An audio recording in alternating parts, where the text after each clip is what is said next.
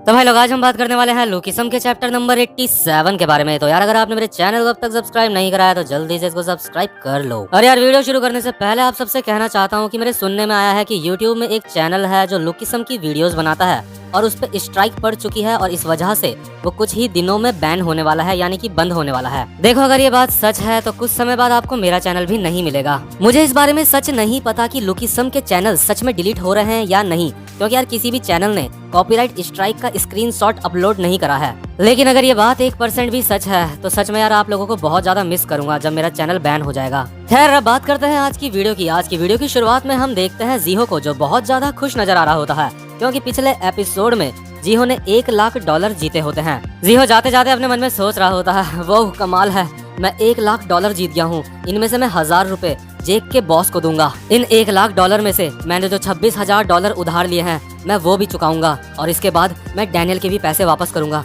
मैं डैनियल को दुगने पैसे वापस करूंगा, नहीं मैं उसको 3 गुना पैसे वापस करूंगा। लेकिन तभी इसके बाद जो जीहो होता है वो अपना एटीएम यानी बैंक का बैलेंस चेक करता है एटीएम में, लेकिन उसका बैलेंस अभी 0 दिखा रहा होता है। तो जीहो अपने मन में सोचता है क्या मेरे बैंक अकाउंट में अब तक पैसे नहीं पहुँचे? क्या पैसे पहुँचने में ज्यादा समय लगता है? जब ज्यादा पैसे आने होते हैं बैंक में उन्हें मेरे अकाउंट में 5 मिनट में पैसे भेज देने चाहिए थे। ये तो किसी का भरोसा तोड़ने वाली बात हो गई। वैसे तो यार जीहो होता है ना, जो उसको अंदर से फीलिंग आ रही होती है कि शायद उसको धोखा मिल चुका है। जेक और उसके बॉस ने जीहो को धोखा दे दिया है, लेकिन फिर भी जीहो अपने माइंड में ये सारी बातें सोच नहीं रहा होता है। इसके बाद जीहो उस जगह पे पहुंचता है जहाँ पे जेक रहता होता है अपने बॉस के साथ, मतलब जहाँ पे उनका ऑफिस होता है एक तरीके से। लेकिन जैसे ही जीहो वहाँ पहुँचता है तो जीहो देखता है वो जगह बिल्कुल खाली है। उस जगह में जो सामान भी रखा हुआ था वो भी वहाँ से गायब है और अब उधर कोई भी नहीं रहता। और ये देख के जीहो बहुत ज्यादा हैरान हो जाता है। और यार सच में अभी जीहो को देख के ना मुझे हेरा फेरी मूवी का लक्ष्मी चिटफंड याद आ रहा है। तो अभी जो जीहो होता है उसकी फटके 4 हो जाती है क्योंकि उसको पता चल जाता है कि शायद उसका पोपट बन चुका है। इसके बाद सीन शिफ्ट होता है और हम देखते हैं जॉन और उसके बॉस उस मोटे को। और जो मोटा होता है वो हंसते हुए कह रहा होता है, साली थाईलैंड आखिर वो कैसे जीत गई। इसके बाद जॉन कहता है वैसे कैसा रहेगा अब हम कोई अच्छा सा ऑफिस रेंट में ले लें। इसके बाद जो मोटा होता है वो कहता है, क्या उसका रेंट तू देगा? वैसे भी ये बस 1-2 महीने की बात है, इसके बाद जीहो सब कुछ भूल जाएगा। वैसे अभी हमने टोटल कितने लोगों का बेवकूफ बना दिया है? इसके बाद जॉन कहता है जीहो को मिला के पूरे 8 लोग हो चुके हैं।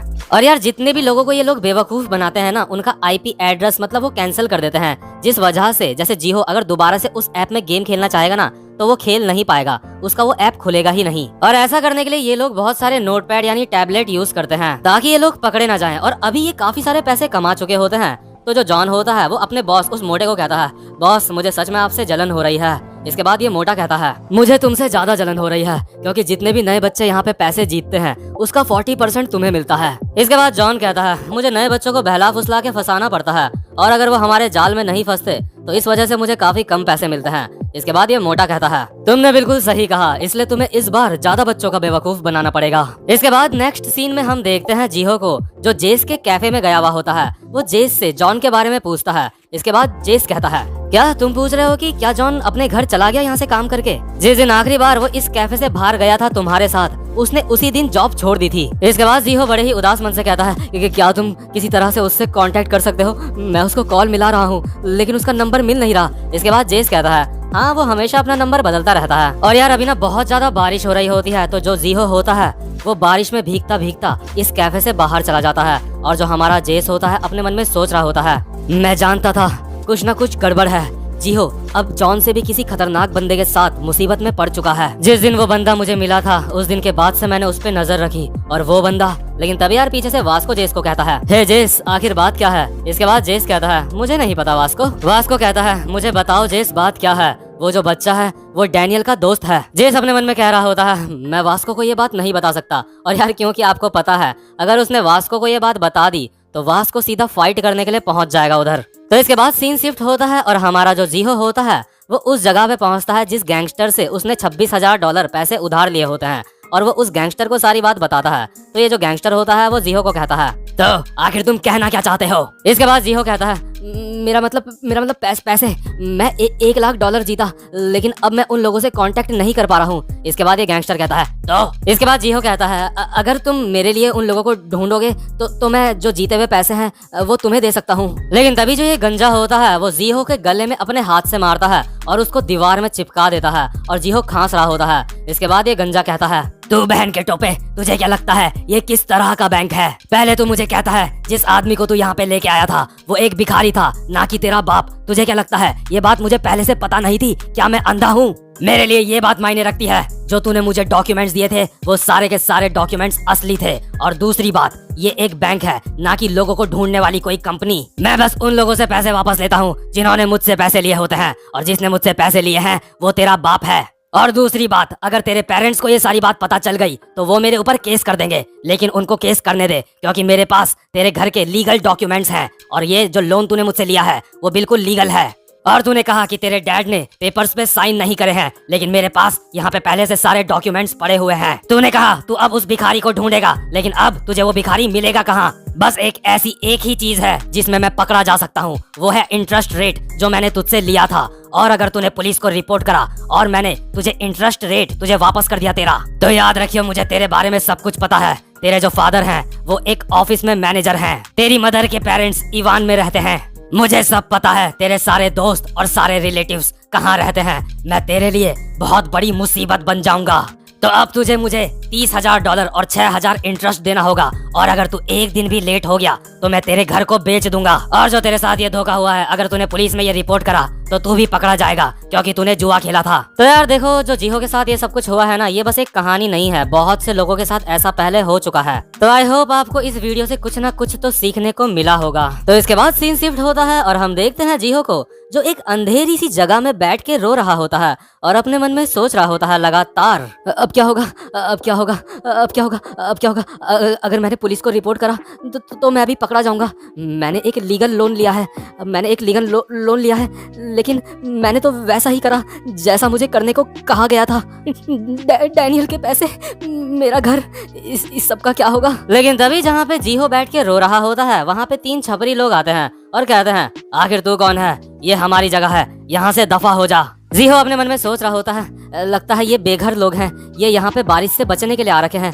ठीक है, मैं यहाँ से चला जाता हूँ। लेकिन तभी यार जीहो जैसे ही यहाँ से जाने वाला होता है, वो देखता है जिसको वो अपना नकली बाप बना के लेकर आया होता है ना, इन 3 छपरियों में से एक वो भी होता है। और जैसे ही जीहो इसको देखता है, जीहो इसको पकड़ के कहता है, मिस्टर आप मुझे जानते हो है ना, प्लीज मेरी मदद करो, प्लीज ये सारी की सारी बातें पुलिस को बताओ कि तुम मेरे फादर नहीं हो। इसके बाद जो ये आदमी होता है वो कहता है, क्या मैं ये पुलिस को बताऊं? और तभी इनमें से एक बंदा जीहो के पीछे से उसके सर में एक ईंट मार देता है, जिस वजह से जीहो बेहोश हो जाता है। और ये बंदा जो ये आदमी होता है वो कहता है, ये साला मुझे पुलिस से पकड़वाना चाहता था, आखिर इसको क्या लगता है हम यहाँ पे छुपे हुए क्यों हैं? इसके बाद बाकी छपरी कहते हैं, ओह इसने काफी अच्छे कपड़े पहने हैं, जरा इसका पर्स चेक करो, इसमें कितने पैसे हैं? इसके बाद सीन शिफ्ट होता है और हम देखते हैं जितने भी ये छपरी लोग होते हैं ना, वो जीहो के सारे कपड़े ले लेते हैं, उसके शूज तक ले लेते हैं। जीहो की नाक से खून निकल रहा होता है, उसने कपड़े नहीं पहने होते हैं और वो बारिश में भीग रहा होता है और रो रहा होता है। इसके बाद जो जीहो होता है वो बड़ी ही बेकार हालत में डैनियल के स्टोर में पहुंचता है और डैनियल को सारी बातें बताता है रोते रोते। कहता है, मेरे साथ ये सब कुछ हुआ, मैं सच में शर्मिंदा हूँ डैनियल, मुझे माफ कर दो। मैं पुलिस को बुलाऊंगा, मुझे जो सजा मिलेगी मैं उसके लिए तैयार हूँ। मैं तुम्हारे पैसे वापस कर दूंगा डैनियल, प्लीज मुझे माफ कर दो। इसके बाद डैनियल कहता है, जीहो खड़े हो जाओ, तुम परेशान मत हो, क्या मैं तुम्हें पुलिस के पास छोड़ के आ जाऊँ?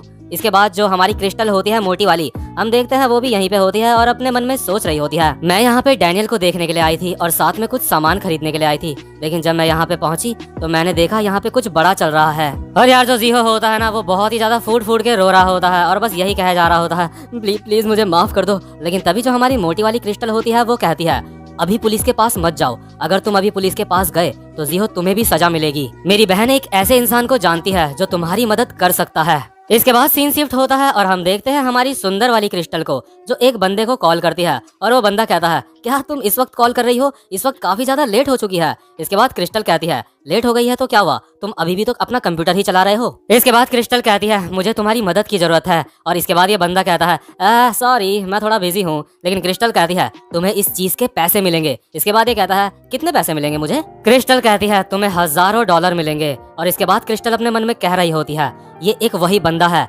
जिसको मेरे डैड पाल रहे हैं। और यार आपको तो पता ही होगा, जो क्रिस्टल के फादर है उन्होंने स्पेशल लोगों की अपनी एक टीम बनाई है। और ये जो बंदा है ना, ये बहुत बड़ा जीनियस है। इसका नाम है कोजी। इसको देख के तो ऐसा लग रहा है जैसे ये बहुत ही ज्यादा खतरनाक टाइप का कोई हैकर है। तो ये जो बंदा होता है ये क्रिस्टल की हेल्प करने के लिए तैयार हो जाता है और ये वाला चैप्टर यहीं पे खत्म होता है। तो भाई लोग, उम्मीद करता हूँ कि आपको ये वाली वीडियो भी पसंद आई हो।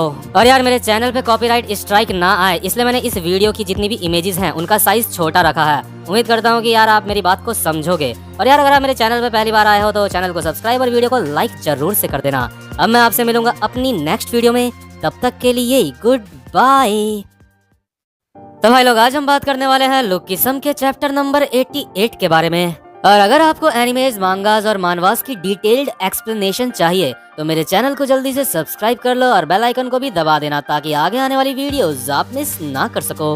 तो भाई लोग, लुकिसम की आज के चैप्टर की शुरुआत में हम देखते हैं जेक किम को, जिसके सामने बहुत सारे बंदे अपना सर झुकाए खड़े होते हैं और कह रहे होते हैं, सर आराम से घर जाइएगा, सर डिनर करके जाओ, सर आराम से घर जाइएगा। मतलब कि सारे के सारे बंदे बहुत ज्यादा रिस्पेक्ट दे रहे होते हैं जेक किम को। तो यार हम देखते हैं अभी काफी ज्यादा बारिश हो रही होती है और जो जेक होता है वो छाता लेके वहाँ से निकल लेता है और पीछे से ये बंदे अभी भी सर झुकाए बोल रहे होते हैं, सर अपना ध्यान रखिएगा। तो इसके बाद जैसे ही जेक किम अपने गैंग मेंबर से काफी ज्यादा आगे आ जाता है, इसके बाद हम देखते हैं जेक को एक आवाज आती है, जेक किम। और हम देखते हैं ये जो बंदा होता है जिसने आवाज मारी होती है वो और कोई नहीं बल्कि जेस होता है और जेस के साथ इस वक्त वास्को भी होता है। इसके बाद जेस कहता है, क्योंकि तुम एक सीनियर हो इसलिए मुझे लगता है मुझे तुम्हें हियोंग कहना चाहिए। और यार कोरिया में ये जो शब्द होता है हियोंग, ये तब यूज करा जाता है जब किसी अपने से बड़े को इज्जत देता है कोई। जेस कहता है, तुम गैर कानूनी तरीके से जुआ खेलने के बादशाह हो और बिग डील क्लब के सबसे छोटे लीडर भी हो, जो सियोल में सबसे बड़ा क्लब है। इसके बाद जेक कहता है, ये तुम हो जो कैफे में काम करता है, आखिर तुम यहाँ पे क्यों आए हो? इसके बाद जेस कहता है, देखो मैं इन सारी चीजों में इन्वॉल्व नहीं होना चाहता, लेकिन जो हमारे लीडर हैं उनको ऐसी चीजों में अपनी नाक डालना बहुत अच्छा लगता है। इसके बाद वास्को कहता है, बहुत हुआ जेस। और इसके बाद वास्को जेक को कहता है, जीहो को उसके पैसे वापस कर दो। इसके बाद जेक कहता है, तू बहन के टोपे, जो तेरी जैकेट में लोगो बना है मैंने उसके बारे में सुना है। ये एक क्लब है जो नए नए स्टूडेंट्स ने मिलके बनाया है। लोग कहते हैं इस क्लब का नाम काफी ज्यादा फेमस है। इस क्लब का नाम क्या था? हाँ, बनी क्लब। इसके बाद जो जेस होता है चिल्लाते हुए कहता है, इसका नाम बर्न नकल है। इसके बाद जेक कहता है, हाँ तुमने सही कहा। तो आप बताओ, तुम जीहो के पैसे लेने के लिए मेरे पास क्यों आए हो? वो जीहो ही था जिसने जुआ खेला था, और वैसे भी जिससे तुम्हें पैसे वापस लेने चाहिए वो मैं नहीं हूँ, वो बॉस है। इसके बाद वास्को कहता है, तो मुझे बताओ वो बॉस कहाँ है? इसके बाद जेक कहता है, बिल्कुल भी नहीं घमंडी बच्चों। इसके बाद वास्को कहता है, तुम सारे बहन के टोपे एक जैसे होते हो, अगर तुमने मुझे नहीं बताया तो मैं तेरी यहीं पे कब्र खोद दूंगा। और यार जो वास्को होता है वो फाइट करने के लिए तैयार हो जाता है, लेकिन तभी जो हमारा जेस होता है वो कहता है, हे वास्को रुको, तुम्हें पता है ना ये इलाका इस बंदे का है। जेस अपने मन में सोच रहा होता है, मुझे पता था यही होगा, मुझे अपने साथ और बंदों को भी लेके आना चाहिए था यहाँ पे। इसके बाद जेक कहता है, क्या मेरा इलाका? तुम्हें लगता है मैं तुम्हें मारने के लिए यहाँ पे बाकी लोगों को बुलाऊंगा? तुम्हें लगता है तुम बच्चों को सबक सिखाने के लिए मुझे किसी और की जरूरत है? मुझे नहीं लगता कि जीहो तुम्हारी गैंग का है। मुझे लगता है तुम जीहो को बहाना बना के अपना नाम फैलाना चाहते हो मुझसे लड़ाई करके। अगर ऐसी बात है तो आ जाओ बच्चों। तो यार अभी जो वास्को और जेक होते हैं ये दोनों के दोनों फाइटिंग पोजीशन में आ जाते हैं, लेकिन तभी इसके बाद सीन शिफ्ट होता है और हम देखते हैं डैनियल के स्टोर को। हम देखते हैं क्रिस्टल ने जिस बंदे को हेल्प के लिए कहा होता है, जिसका नाम कोजी होता है, जो एक जीनियस होता है, वो डैनियल के स्टोर में पहुंच जाता है और कहता है, क्या एक स्टोर? इसके बाद कोजी क्रिस्टल को कहता है, तुम्हें यकीन है मैं यहाँ पे हजारों डॉलर कमा सकूंगा? इसके बाद क्रिस्टल कहती है, हाँ बिल्कुल। इसके बाद कोजी कहता है, यहाँ पे जो लोग हैं उनकी शक्ल देख के तो मुझे नहीं लगता कि मैं यहाँ पे काफी सारे पैसे कमा सकूंगा। और यार जो मोटी वाली क्रिस्टल होती है ना, अभी वो यहाँ पे मौजूद नहीं होती है, क्योंकि इस वक्त वो अपनी सुंदर वाली बॉडी के साथ यहाँ पे होती है। तो इसलिए जो डैनियल होता है अपने मन में सोच रहा होता है, आखिर ये यहाँ पे क्या कर रही है, कि क्रिस्टल कहाँ गई? मुझे ये लड़की पसंद नहीं है। और जो हानिल होती है अपने मन में सोच रही होती है, ये लड़की तो वही है जिसको लास्ट टाइम मैंने पिगी के साथ देखा था। इसके बाद जो कोजी होता है वो कहता है, तो बताओ आखिर सारा का सारा मामला है क्या? इसके बाद जो डैनियल होता है कोजी को देख के अपने मन में सोच रहा होता है, ये तो एक छोटा सा बच्चा है जो मिडिल स्कूल में पढ़ता होगा, कि क्या ये बच्चा सच में हमारी मदद कर सकता है? इसके बाद जो जीहो और बाकी सब होते हैं कोजी को सारी बातें बताते हैं। इसके बाद कोजी कहता है, अच्छा तो गैर कानूनी तरीके से जुआ खेलना, आखिर ये क्या होता है? लेकिन बाकी बातें बाद में। लेकिन क्रिस्टल आज तुम्हें क्या हो गया? तुम लोगों की मदद कर रही हो, तुम लोगों की ज्यादा परवाह नहीं करती, लेकिन उसके बावजूद भी तुमने मुझे कॉल करके यहाँ पे बुलाया। और जो क्रिस्टल होती है अपने मन में सोच रही होती है, कोजी इसने मेरी दूसरी बॉडी को कभी भी नहीं देखा, ये एक लोमड़ी की तरह बहुत ज्यादा चालाक है, मुझे इस बंदे से बहुत ज्यादा सावधान रहना पड़ेगा। मेरे और मेरे डैड के अलावा मेरी दूसरी बॉडी के बारे में कोई भी नहीं जानता। अरे यार ये जो कोजी बंदा होता है ना, ये इतना ज्यादा चालाक होता है, अगर क्रिस्टल ने कुछ भी गलती कर दी ना थोड़ी सी भी, तो उसको पता चल जाएगा कि उसकी दूसरी बॉडी भी है, मतलब ये इतना ज्यादा चालाक है। इसके बाद कोजी कहता है, अच्छा अच्छा अच्छा मुझे समझ आ गया, तुम इन लोगों की हेल्प क्यों कर रही हो। वो इंसान यही है ना जिस इंसान को तुम पसंद करती हो। देखो तुम मुझे धोखा नहीं दे सकती, मैं लोगों के हाव भाव पढ़ने में हमेशा सबसे ऊपर रहता हूँ। तो बताओ वो इंसान कौन है जो तुम्हें पसंद है। और क्योंकि यार जो क्रिस्टल होती है वो सच में मोटे वाले डैनियल को पसंद करती है, इसलिए वो अपने मन में सोच रही होती है, नहीं बस रुक जाओ और मत बोलो। इसके बाद जो कोजी होता है वो कहता है, चलो देखते हैं तुम यहाँ पे किसको लाइक करती हो। इसके बाद वो मोटे वाले डैनियल और जिहो का चेहरा देखता है और उसको देख के साफ समझ आ जाता है कि यार क्रिस्टल इनको तो लाइक नहीं करती होगी। इसके बाद कोजी कहता है, मैं सच में हैरान हूँ, मुझे नहीं लगता कि तुम लड़कियों को पसंद करती हो। तो इसके बाद कोजी बकचोदी खत्म करते हुए कहता है, तो जिन लोगों ने तुम्हें बेवकूफ बनाया उनके अकाउंट में सच में लाखों हजारों डॉलर हैं। तो बेसिकली तुम ये कहना चाहते हो जब तुम उनके ऐप में पैसे जमा कराते हो तो वो फिर तुम्हें कुछ पॉइंट्स देते हैं जिनकी वजह से तुम उनसे गेम खेलते हो।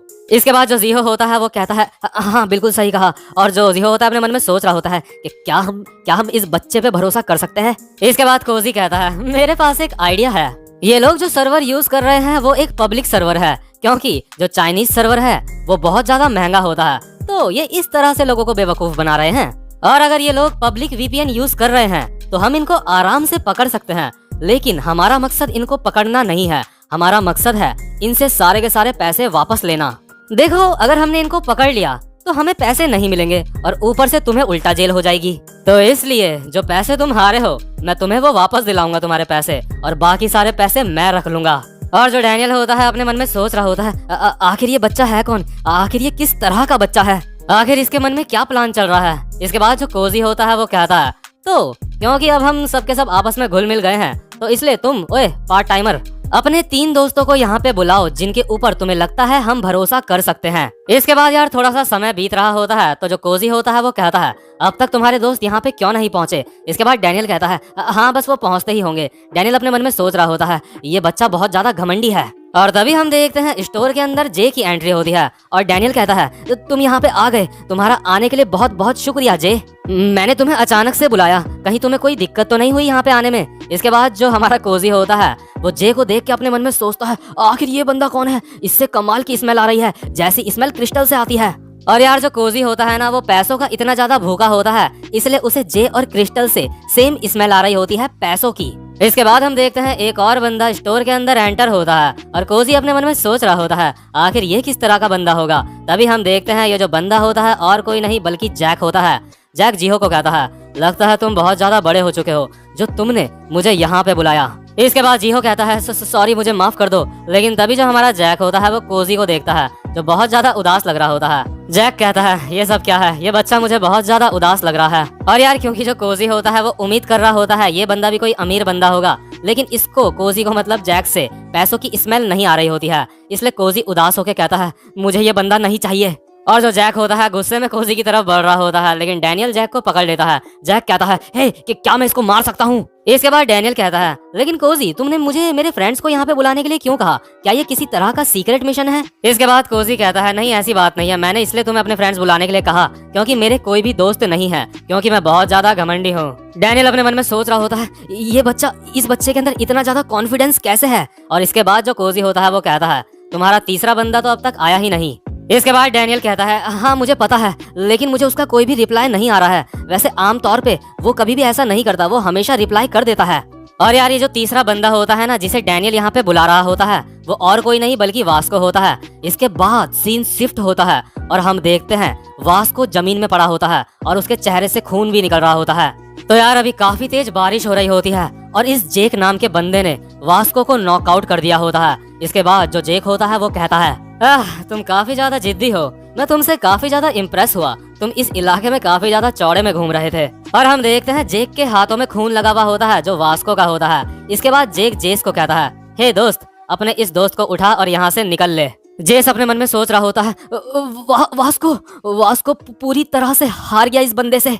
और जो जेस होता है वैसे तो वो अंदर से काफी ज्यादा डर रहा होता है, लेकिन जो जेस होता है वो भी फाइटिंग पोजीशन में आ जाता है। इसके बाद जेक जेस को कहता है, क्या तुम भी लड़ना चाहते हो मुझसे?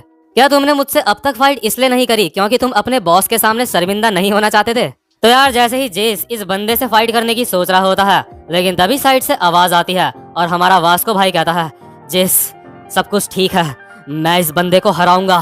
तो यार वैसे तो वास्को पूरा नॉकआउट हो चुका था, लेकिन वास्को दोबारा से हल्का सा खड़ा उठ जाता है। तो इसलिए जेक इम्प्रेस होके कहता है, वो तुम काफी स्ट्रांग हो, तुम्हें तो कोई एथलीट होना चाहिए था, तुम अपनी बॉडी की पावर को पूरी तरह से वेस्ट कर रहे हो। इसके बाद तभी हम देखते हैं यहाँ पे एक बंदा आता है और कहता है,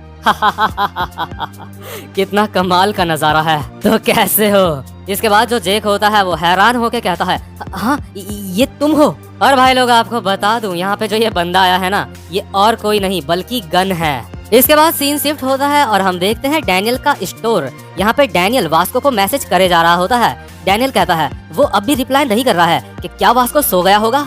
इसके बाद कोजी कहता है, कोई दिक्कत नहीं है, हम 7 लोग ही ये कर सकते हैं, तो चलो ये करते हैं। इसके बाद कोजी इन सारे लोगों की तरफ कुछ टैबलेट्स और मोबाइल फेंकता है। कोजी कहता है, जवाबी हमला करने का वक्त आ चुका है। तो भाई लोग आज की वीडियो यहीं पे खत्म होती है। उम्मीद करता हूँ कि आपको आज की वीडियो भी पसंद आई हो। अगर आप मेरे चैनल पे पहली बार आए हो तो चैनल को जल्दी से सब्सक्राइब और वीडियो को लाइक जरूर से कर देना, और साथ में बेल आइकन भी दबा देना ताकि आगे आने वाली वीडियोस आप मिस ना कर सको। तो भाई लोग अब मैं आपसे मिलता हूँ अपनी नेक्स्ट वीडियो में, तब तक के लिए गुड बाय।